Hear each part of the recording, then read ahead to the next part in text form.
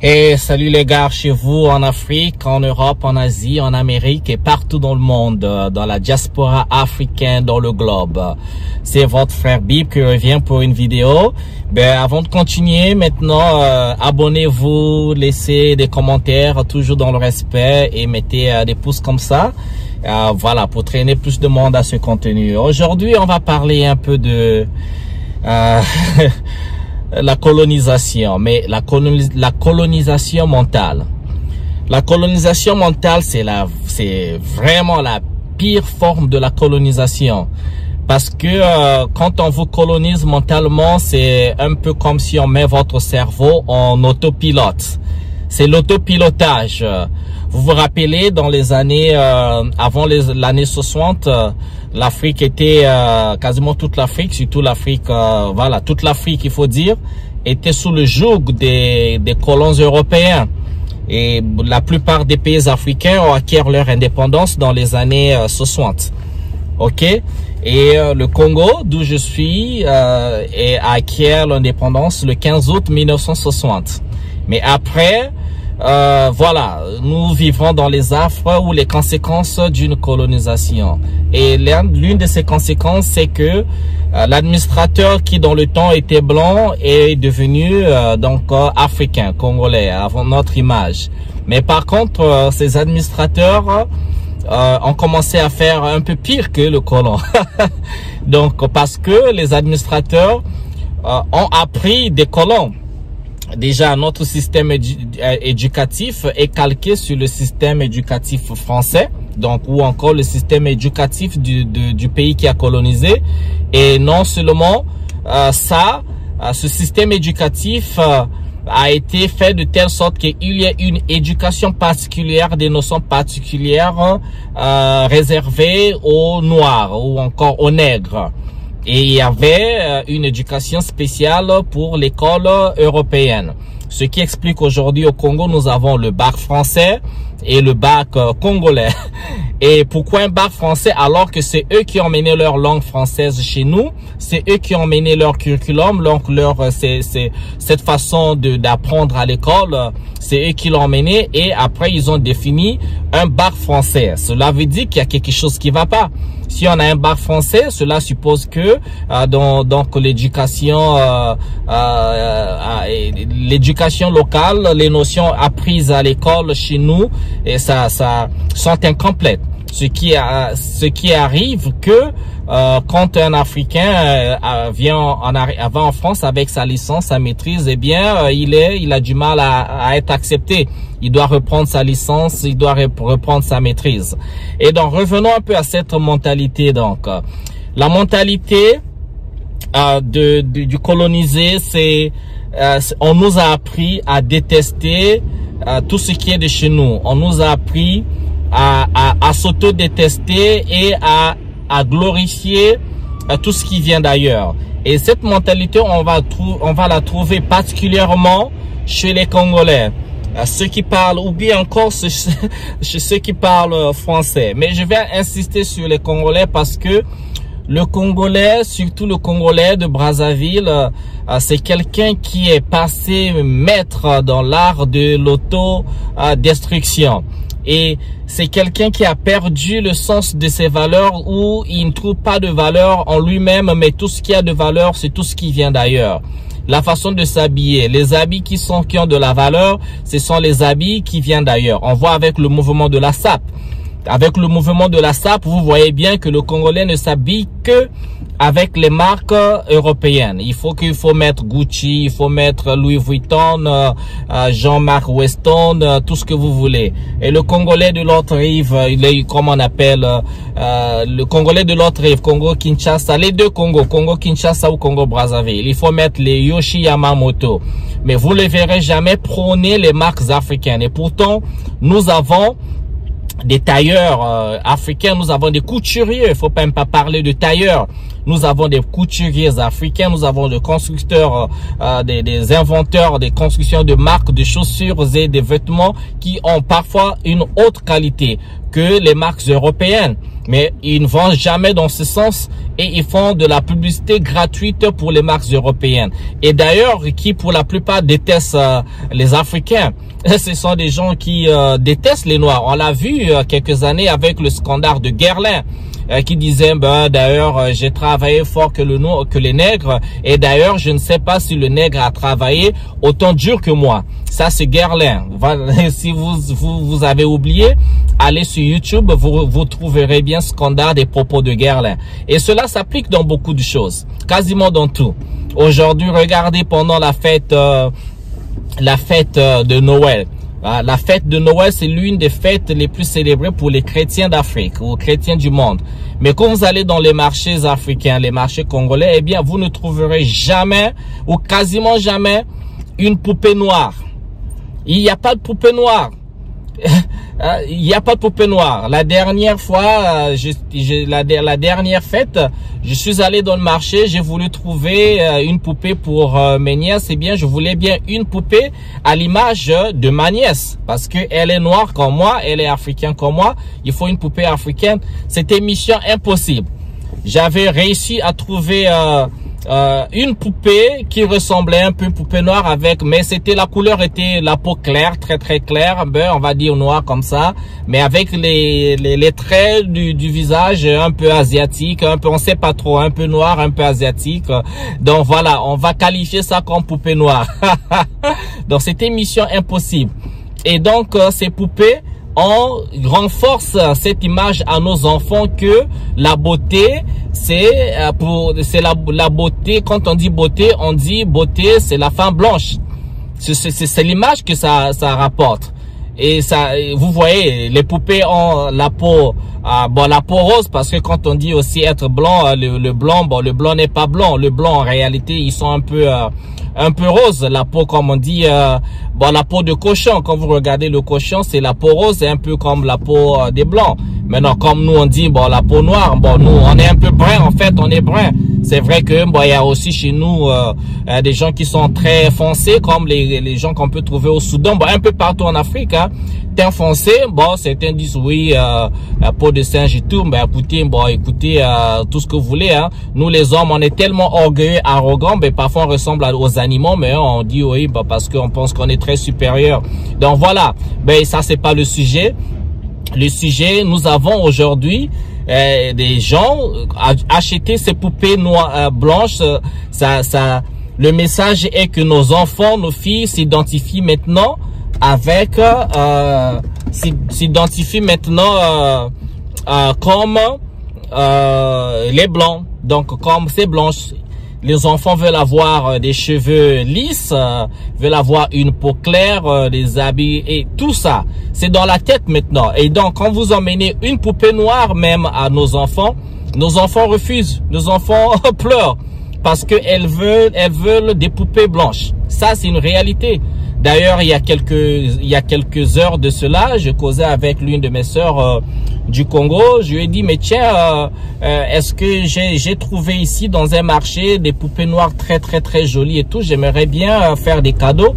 Et elle a dit, avec beaucoup d'hésitation, sans engouement, et dit, poupée noire et tout, est-ce que les gens vont aimer?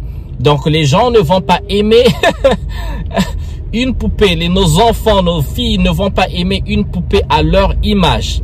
Vous voyez à tel point que cette colonisation mentale a été enseignée à nos grands-parents, a été enseignée à nos parents et toute cette nouvelle génération qui glorifie donc la beauté européenne, la beauté de la femme européenne. Il faut avoir des cheveux lisses. Quand les cheveux sont crépus, non, c'est pas beau. Ce qui est très triste, hein, c'est très triste, c'est très dommage. Et je ne sais pas qu'est-ce qui va changer ça. On en voit avec nous d'ailleurs les tenues officielles chez nous.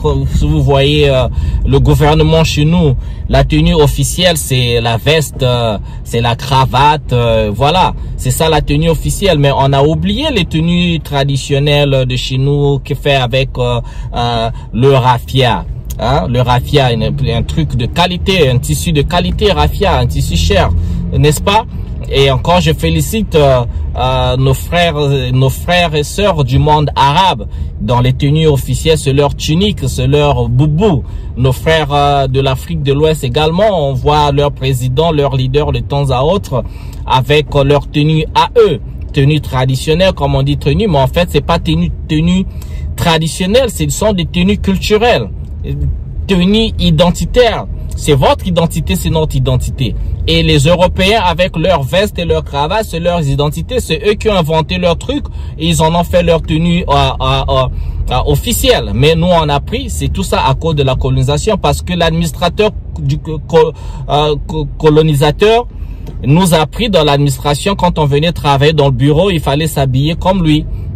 Il fallait avoir ces culottes là, tenue kaki dans le temps. Il fallait avoir le beret, il faut avoir ce chapeau. Il fallait avoir un pantalon d'une certaine qualité. Il fallait avoir des chaussures, voilà, chaussures classiques. Et c'est ce qu'ils nous ont appris. Et nous, on a pris la même chose, on a transféré à nos enfants. Donc, tu peux pas rentrer dans un bureau d'administration si tu n'es pas habillé d'une certaine manière. Quand tu mets une veste cravate, eh ben, tu as le respect. Même quand tu es un brigand de haut chemin, il suffit juste que vous mettez en belles chaussures, cravate, une belle veste, eh bien, vous avez le respect de tout le monde. On vous ouvre les portes. Mais c'est vous le voleur, c'est vous le brigand de grand chemin. Donc, c'est ça. Donc, la mentalité coloniale, la colonisation mentale, c'est la pire forme de colonisation, parce que vous ne vous rendez compte, c'est votre subconscient. Dans le subconscient, vous êtes colonisé, et dans le subconscient et dans le conscient, vous êtes colonisé, vous vous rendez même pas compte. C'est ça. Ça se passe à tous les niveaux. Une fois, j'ai pris un vol international. Et il y avait dans ce vol une famille qui revenait donc de Kinshasa. Et dans ce vol, il y avait un petit garçon qui parlait lingala. Et ce petit garçon, il parlait un lingala pur. Mais c'était un lingala pur dans un loba lingala, zo passo la lingala. Donc, azo loba lingala, à cause ça va mon abus en français. C'était passé, biso loba lingala, oh, tchaba moi français. Je disais, on parle les langues de chez nous, c'est notre langue ou nos langues, vous jonchez votre langue avec des mots français, ah, c'est pas pur. Et donc, le petit, il avait peut-être 6 ou 7 ans, il parlait le lingala, mais pur, il y a un lingala pur que même moi, je parle pas. Et à côté, il y avait 2 femmes qui s'apitoyaient sur le petit. Et les 2 femmes disaient, oui, ils ont gaspillé l'enfant ne parle pas français, l'enfant ne parle que lingala. Et moi, j'ai regardé les femmes, j'ai dit, mais vous devez en fait être gênés parce que l'enfant parle sa langue très bien et vous ne connaissez pas parler votre langue et vous apitoyez sur le petit, mais vous devez avoir pitié de vous. Et les femmes m'ont regardé et dit, ben, il raconte quoi? Mais après, ça fait un clic comme ça, c'est un déclic parfois. Quand on est colonisé mentalement, on se rend pas compte de certaines choses. Il suffit que quelqu'un vous dise, après c'est un clic. C'est comme, voilà, on vous réveille, on vous a donné un soufflet comme ça, une gifle. Vous vous réveillez, oh mais tiens, c'est quoi, je regarde. Parce qu'en fait, ils se rendent compte que le petit connaît la langue de chez lui et vous connaissez pas la langue de chez vous et vous critiquez la personne qui connaît sa langue. Vous voyez un peu le contraste là. Et c'est comme ça. Et il y a des familles au Congo aujourd'hui qui interdisent à leurs enfants de parler les langues de chez nous. Il faut parler français parce que c'est supposé que l'enfant qui parle français, c'est lui qui est intelligent. Alors c'est très bête ce truc-là. Parce que les Français, ils s'emmerdent pas les gars. Les Français, ils s'emmerdent pas de vouloir apprendre une langue africaine et tout. L'américain, ou pire encore, c'est l'anglais et tout. Même l'espagnol, ils parlent pas alors que aux États-Unis, c'est bourré des hispaniques puisque surtout en Californie, c'est le Mexique. Et voilà, ils s'emmerdent pas, ils parlent anglais et tout, voilà. Les Européens, Français, pareil, l'allemand, et pourtant ils ont des langues chez eux aussi, hein. Ah, les Basques, la langue basque, les Normands, les Bretons, tous ces gars-là, vous connaissez, hein. Ah, ils ont des traditions aussi. Vous croyez que quand on dit maison hantée, c'est juste des contes de fées? Mais non, les maisons hantées, ça existe chez eux aussi. Hein? Les histoires de fantômes, c'est eux qui ils mettent, c'est pas seulement des histoires de films, ça existe chez eux aussi. La sorcellerie chez eux, ça existe. Il y a des villages abandonnés en France. Ah, ça existe quoi. Les esprits, c'est pas seulement une histoire d'Africains. La superstition, c'est pas seulement africain. Mais nous, comme on est tellement colonisés, on pense que le blanc, c'est supérieur. Il n'y a pas de fantômes là-bas, il n'y a pas la sorcellerie. Mais entre la frontière Espagne et France, vous voyez qu'il y a ce qu'on est un village qu'on appelle Gararamourdi. C'est le village où il y avait des sorcières et des sorciers. J'ai fait d'ailleurs un tour quand tu arrives à ce village, mais les gens sont très bizarres quand même. Donc il y a ce passé-là où les gens ont été tellement baignés dans la négativité, dans le mal, que voilà, il y a des empreintes quoi qui sont restées. Et donc l'Africain, pour revenir à la colonisation mentale, qui est donc la pire forme de la colonisation, c'est qui nous fait que nous sommes toujours remis en arrière. On est incapable de produire. On croit que la nourriture qui vient d'ailleurs, oui, le shawarma des Arabes est meilleur que notre pâte d'arachide en sauce bien faite là, ou bien ou le mwamba de chez nous là, mbila, mbila zoliango, dont tu mets là le noix de palme bien là avec du poisson fumé, encore du poisson salé. On pense que le shawarma est meilleur à ça. Vous voyez le problème? Vous voyez? Donc c'est là, il faut penser à ça. Aujourd'hui, il faut tout remettre en question. Tout ce que vous aimez, il faut se dire, mais est-ce que c'est de chez moi ou c'est de chez ailleurs? Parce que tout le monde dans le monde, je vois dans le monde, les gens, la priorité chez eux-mêmes, c'est eux-mêmes. C'est leur nourriture, c'est leur tout. Je dis pas, bon, le Congolais, moi, adore sa nourriture. Mais il a tendance à aussi penser que l'hamburger est meilleur que le haricot. L'hamburger est meilleur que le haricot. Alors vous connaissez, l'hamburger, c'est de la malbouffe. Donc voilà, c'est ma vidéo aujourd'hui. Pour ne pas trop tirer en longueur, réfléchissez, posez-vous la question de chez tout le temps. Ce que vous mettez, est-ce que c'est de chez vous ou c'est de chez ailleurs? Ce que vous aimez, qu'est-ce qui est authentique chez vous et qu'est-ce qui n'est pas authentique chez vous? Et je ne suis pas en train de dire il ne faut pas embrasser les cultures, voir ce qui se passe ailleurs. Mais il faut copier ce qui est bien, mais il faut bien copier. Et il ne faut pas copier pour remplacer ce qui est chez vous. Tout forcément, il faut composer et développer dans sa culture. Parce qu'il n'existe aucune culture supérieure. Voilà. Je vous souhaite bien le bonheur chez vous. On se retrouve à une prochaine vidéo. N'oubliez pas de vous abonner. N'oubliez pas de laisser des pouces comme ça. Et on se retrouve prochainement. Bien le bonheur chez vous. C'était là en Afrique et ailleurs avec Bibi Bene. Je vous embrasse. Bisous, bisous, bisous. Et Tozali Kaka. Bye.